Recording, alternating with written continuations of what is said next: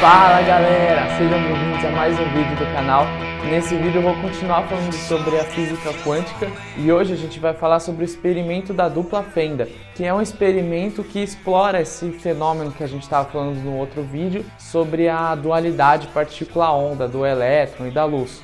Vocês vão ver no final desse vídeo que esse experimento tem implicações malucas, inimagináveis, porém que são reais. Mas primeiro a gente precisa entender qual que é a diferença de comportamento entre uma onda e uma partícula num experimento específico, que é o da dupla fenda. Bom, imagina o seguinte, que você tem tipo um muro que tem dois buracos nesse muro e atrás desse muro tem outro muro.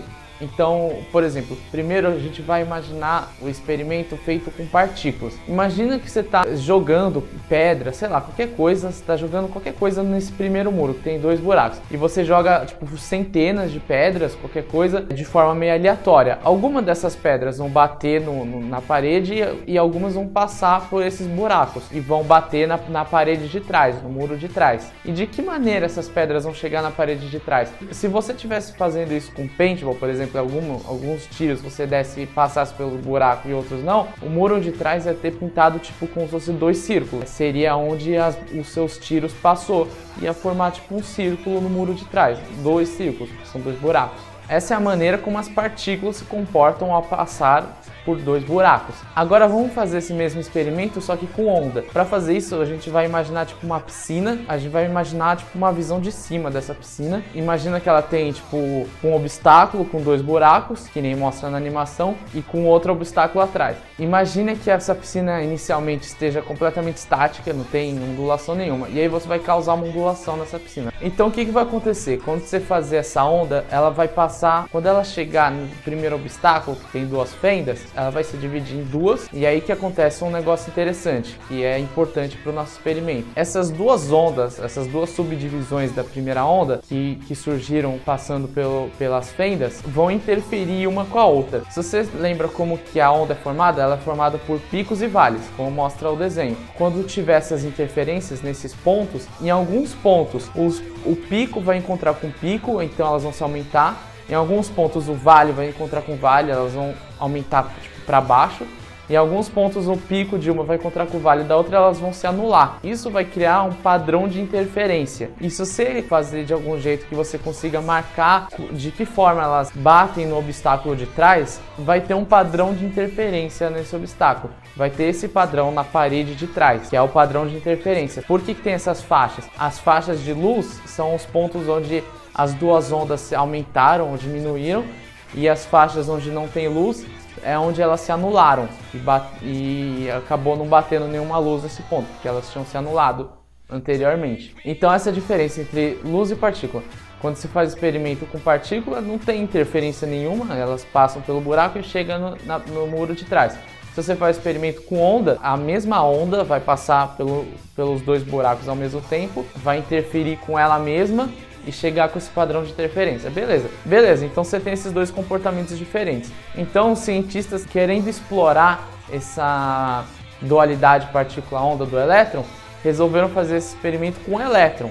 Ok, até aí beleza. Eles pegaram e fizeram lá as duas fendas e tudo mais e começaram a metralhar elétron nessas duas fendas para ver de que forma eles chegavam na parte de trás. E surpreendentemente eles chegaram com o mesmo padrão de interferência que as ondas. Então eles não se comportaram como partículas. Nesse experimento específico eles se comportaram como onda, porque os cientistas viram que houve um padrão de interferência, então os elétrons se comportaram como onda. Os cientistas acharam isso estranho, porque os elétrons não são ondas, são partículas, então eles resolveram fazer o experimento de novo, porque sei lá, você pensar, talvez um elétron interferiu com o outro, sei lá, porque os elétrons se repelem, então um interferiu com o outro e pode ter dado alguma merda e causou esse padrão. Então eles pensaram que vamos fazer o mesmo experimento, só que jogando um elétron de cada vez e ver o que acontece. Agora não tem com que o elétron interferir. Então os cientistas pensaram, mano, agora ele tem que se comportar como partícula. Não tem outro jeito. E aí eles fizeram o experimento. Jogavam um elétron, esperava ele chegar. Jogava outro elétron, esperava ele chegar. Aí depois foram ver o que aconteceu, se ele tinha se comportado como partícula ou onda. E ele tinha se comportado como onda de novo. E aí que as coisas começam a ficar malucas. Se você pensar, não tinha com que o elétron se interferir.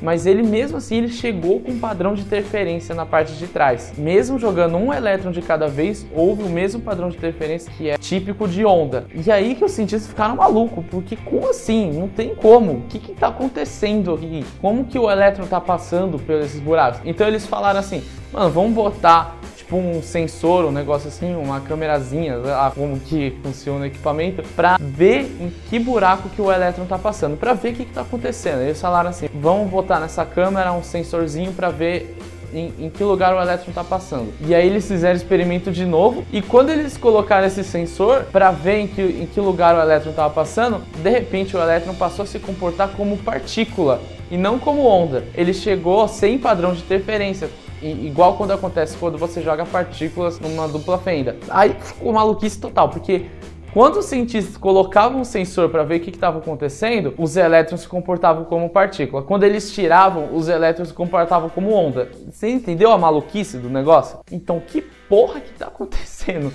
Como que assim o elétron sabe que tem alguém olhando e se comporta de maneira diferente? É aí que entra o gato de Schrödinger. A ideia é a seguinte, quando os cientistas jogavam o elétron, o buraco que ele passava era meio que aleatório. Então eles jogavam, ele podia tanto passar pelo buraco A ou B. Quando não tinha nenhum sensor para ver em qual buraco o elétron ia passar, meio que não existia nenhuma partícula, não existia nada no universo que precisava dessa informação de qual buraco que o elétron ia passar. Era meio que um evento único, singular ali, que não afetava nada o universo. Então meio que o universo não precisava se decidir de qual buraco que o elétron ia passar, entendeu?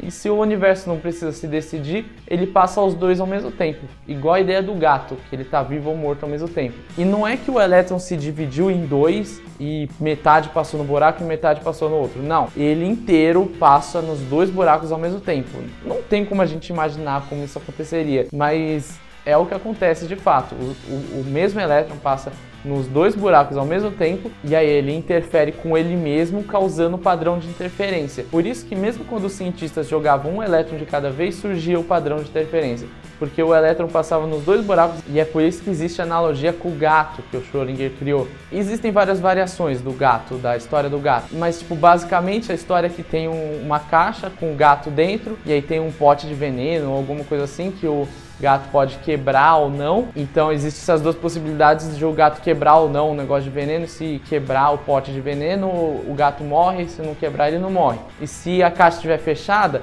a ideia é, se não tem nada no universo que precise dessa informação, não tem ninguém olhando, esse evento não está interagindo com nenhuma outra coisa no universo, então o universo não precisa se decidir se o gato morre ou não, então ele está morto. Assim, se você fizer o experimento de verdade com o gato, o gato não vai entrar num super estado quântico de morto e vivo ao mesmo tempo. Isso é só uma analogia, uma metáfora. Mas no caso do elétron, sim. Se você fizer o experimento da dupla fenda com o elétron vai passar nos dois buracos ao mesmo tempo.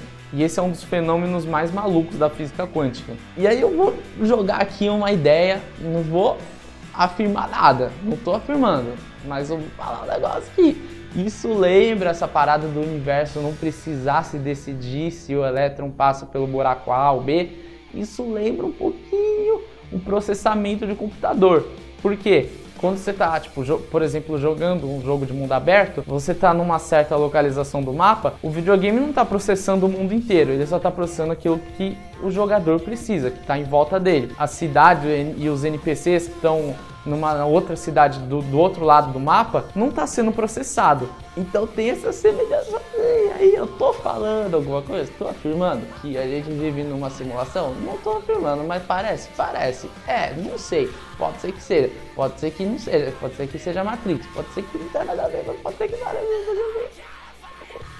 Mas enfim, isso é tópico para outro vídeo. Eu ainda vou falar sobre paradas de simulação e tal, se a gente vive numa simulação, mas isso vai ficar para outro vídeo.